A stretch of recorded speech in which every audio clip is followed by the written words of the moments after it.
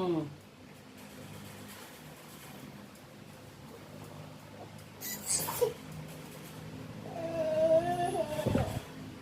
Rice taki ngayon din.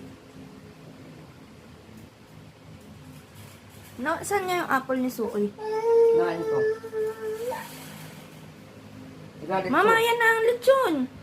Ay, ang lechon nga ay nagagalit sa kinain ng kanyang apple. Kaya kinain niya na lang ang tinga.